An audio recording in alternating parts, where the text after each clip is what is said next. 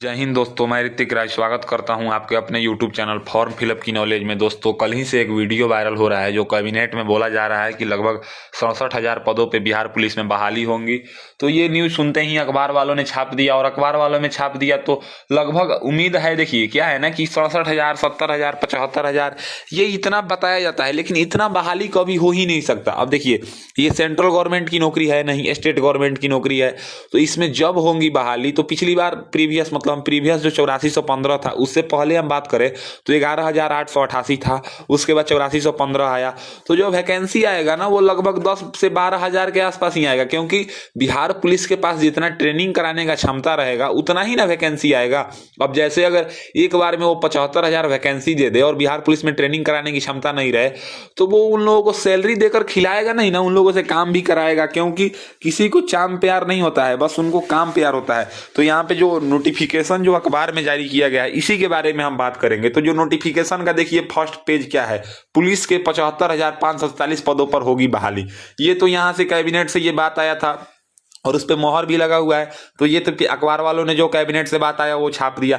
लेकिन अगर आप वीडियो मेरे यूट्यूब पे अपलोड है, मैं उसका लिंक दे दूंगा, अगर आप उनका बात सुनिएगा तो उसमें बोला जा रहा है कि राज्य सरकार अपने अनुसार ट्रेनिंग कराना है, ट्रेनिंग की क्षमता कितनी है, कितने आदमी को अभी रखा जा सकता है, उसके अनुसार बहाली की जाएगी। ये चरणों वाइज होगी, मतलब लगभग ये 4-5 साल पहले तक का वैकेंसी बता दिया गया है। देखिए यहाँ पे अगर हम बात करें, संवाददाता पटना से है, राज्य में चरणवार 75,000, देखिए सबसे शुरू में इन्होंने भी लिखा है चरणवार 75,547 पदों पर पुलिस में बहाली होगी।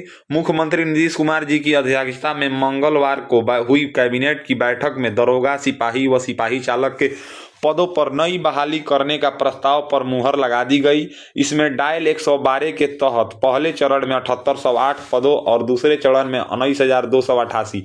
ये डायल 112 क्या है कि अगर आप 112 डायल करते हैं तो आपके पास 10 मिनट में इमरजेंसी रिस्पांस सपोर्ट सिस्टम जो पुलिस है वो पहुंच जाएगी और आपकी मदद करेगी अगर आप कोई मजबूरी में फंसे हुए हैं या दुर्घटना में है। तो यहाँ पे देखिए 19,800 पदों पर नियुक्ति होगी। साथ ही बढ़ती आबादी के अनुपात में आवश्यकता आधारित 48,447 पर सीधी नियुक्ति की जाएगी। देखिए अब क्या है ना कि दिन पर दिन आबादी बढ़ रही है और पुलिस में बहाली की संख्या बढ़ाया नहीं जा रहा है, तो कम से कम 100-200 लोगों पे तो एक पुलिस चाहिए ना, 100 लोगों पे एक पुलिस चाहिए। तो इसी के कारण बढ़ती आबादी लिखा गया है कि बढ़ती आबादी बढ़ रहा है तो पुलिस का भी संख्या बढ़ाना पड़ेगा। तो इसलिए यहाँ पे 48,400 पर सीधी नियुक्ति की जाएगी। नियुक्ति के लिए समय सीमा तय नहीं की गई है। ट्रेनिंग की क्षमता और जरूरत के आधार पर पुलिस के इन पदों पर बहाली की जाएगी। देखिए ये न्यूज में कितना समझा के लिखा गया है कि जो मतलब नियुक्ति है इसका कोई समय तय नहीं किया गया है। ट्रेनिंग की क्षमता और जरूरत के आधार, मतलब अभी 10,000 पुलिस की जरूरत है और 10,000 ट्रेनिंग क्षमता है तो 10,000 पे बहाली निकाला जाएगा। फिर जब तक उनका क्लियर नहीं किया जाएगा तब तक न्यू वैकेंसी नहीं निकलेगा। एक का क्लियर होगा तभी दूसरा निकलेगा। जरूरत के आधार पर पुलिस के इन पदों पर बहाली की जाएगी। इसके साथ ही कैबिनेट की बैठक में 13 प्रस्तावों पर मुहर लगी। कैबिनेट विभाग के अपर मुख्य सचिव डॉक्टर एस सिद्धार्थ ने बताया कि राज्य में सिपाहियों की बड़ी संख्या में नियुक्ति को कैबिनेट ने स्वीकृति दे दी है। बहाली की प्रक्रिया विभिन्न चरणों में की जाएगी। इसमें पुलिस प्रशिक्षण सेंटर में प्रशिक्षण देने की क्षमता के आधार पर नियुक्ति की जाएगी। मतलब जितना ट्रेनिंग कराया जा सकेगा उतना। यहाँ पे देखिए बिहार पुलिस का ये लोगो है। डायल 112 का पहला चरण है 7808 और दूसरे चरण है 19,288। और यहाँ पे देखिए आवश्यकता आधारित 48,447 कुल नियुक्ति है। अवर निरीक्षक 20.93 मतलब 20,903 और यहाँ पे देखिए एगो है 22,000, 10 सिपाही और सिपाही चालक 5500। बहाली प्रक्रिया कई चरणों में होगी। ऐसे में इसके लिए कोई समय सीमा तय नहीं की गई है। मतलब जरूरी नहीं है कि ये 2023 में ही होंगे या 24 में ही होंगे। इसको कराते मतलब पूरा भर्ती करते करते समय 4 साल लग जाए, 5 साल लग जाए। हो सकता है कि जो लोग वीडियो ये देख रहे हैं उनकी ज्वाइनिंग हो जाए, शादी भी हो जाए, और कई लोग ऐसे हैं जिनका एज भी एक्सपायर हो जाए। तो यहाँ पे देखिए 2 चरणों में डायल 112 के लिए होगी बहाली। डायल 112 के तहत पहले चरण में 7808 पदों पर नियुक्ति की जाएगी। पहले इसके लिए पदों का सृजन नहीं किया गया था। गृह विभाग यह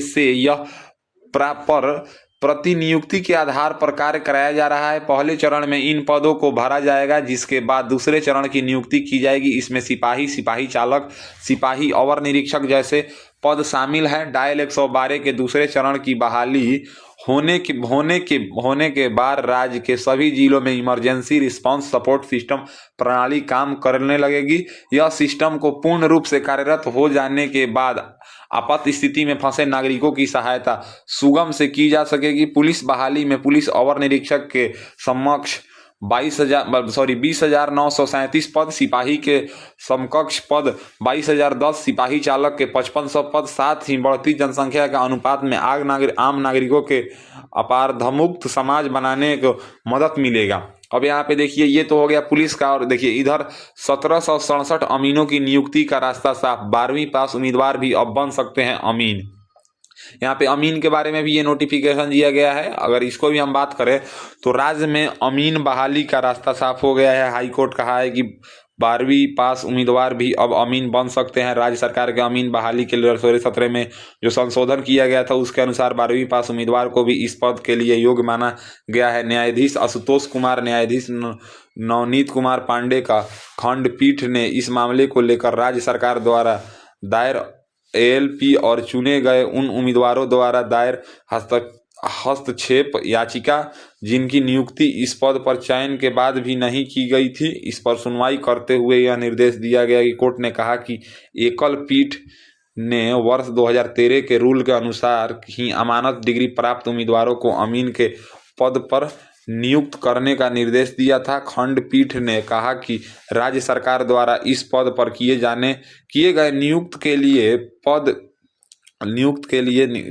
लिए 2016-17 किए गए संशोधन की जानकारी एकल पीठ को नहीं दी गई थी। इसके कारण ही एकल पीठ ने 12वीं पास उम्मीदवारों को अमीन के पद पर नियुक्त के लिए योग्य नहीं माना था। हाई कोर्ट की एकल पीठ के न्यायाधीश पीबी बजंथरी की एकल पीठ ने राज्य सरकार के राजस्व विभाग द्वारा राज्य के 1767 अमीन के रिक्त पद पड़े हैं पर बहाली के लिए जनवरी 2020 में निकाले गए विज्ञापन को रद्द कर दिया था।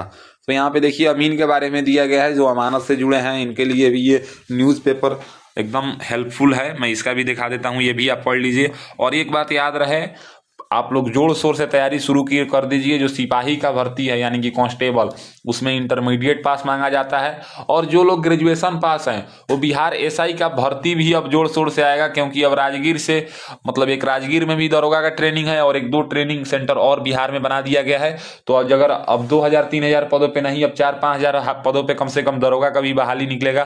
तो दोस्तों, अगर मेरी दी हुई जानकारी आपको पसंद आता है तो मेरे वीडियो को लाइक कीजिए और ऐसे ही इन्फॉर्मेटिव वीडियो के लिए मेरे चैनल को सब्सक्राइब कीजिए। आज के लिए बस इतना ही। मैं आपसे विदा लेना चाहूंगा। तब तक आप लोग देखते रहिए मेरा यूट्यूब चैनल फॉर्म फिलअप की नॉलेज।